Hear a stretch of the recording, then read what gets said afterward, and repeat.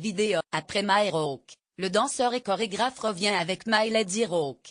Un hommage au géant ES du rock grâce à la danse moderne. Sur la forme, rien de bien révolutionnaire, mais le propos en fait indéniablement un essai réjouissant.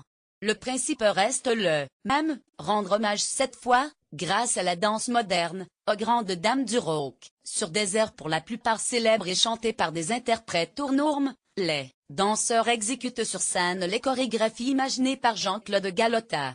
Lire aussi, Jean-Claude Galota, le mariage du rock et de la danse. J'ai rencontré les femmes du rock, je les ai trouvées provocantes, affranchies et déchaînées. Jean-Claude Galota. Celui-ci, en fond sonore du spectacle, livre un portrait plein de justesse de ces impératrices. J'ai rencontré les femmes du rock, je les ai trouvées combattantes, malpolies et réjouissantes, je les ai trouvées affreuses, saoulées et attachantes, je les ai trouvées uelles, puissantes et belles, je les ai trouvées grossières, élégantes et audacieuses, je les ai trouvées effrontées, inventives et courageuses, point virgule, je les ai trouvées meurtries, indomptables et seules, conclut-il à la fin de son spectacle.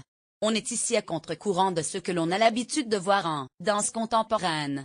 Rien de révolutionnaire sur la forme.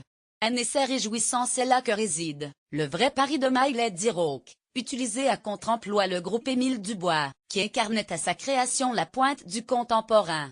Pour être contemporain, il ne fallait pas flirter avec cette musique populaire jugée commerciale ou vulgaire, nous expliquait Galota lors de la création de Myrock.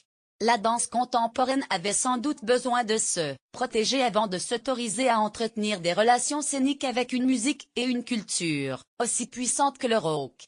La galerie des rockeuses présentées est impressionnante. D'abord l'androgynée, sauvageonde Lizzie Mercier-Desclous, puis Brenda Lee qui, à 10 ans, battait les records de vente de disques aux États-Unis, Betty Davis, qui outrait l'Amérique puritaine, l'engagée, Patti Smith aux références littéraires souvent françaises, Laurie Anderson, qui fut sans doute la première artiste multimédia, Janis Joplin, pour qui la liberté, c'est juste un autre mot pour dire qu'on n'a plus rien à perdre.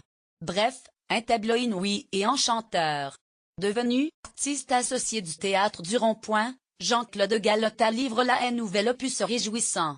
Théâtre du Rond-Point à Paris jusqu'au 4 février, puis en tournée le 8 mars à Neuilly-sur-Seine, le 9 à Maison-Alfort, le 10 à Argenteuil, le 14 à Limoges, le 7 avril à Draguignan, le 3 mai à Annemasse, le 19 mai à Saint-Brieuc, le 23 et 24 à Clermont-Ferrand, le 30 à Bastia, le 1er juin à Istres et du 19 au 21 à Caen.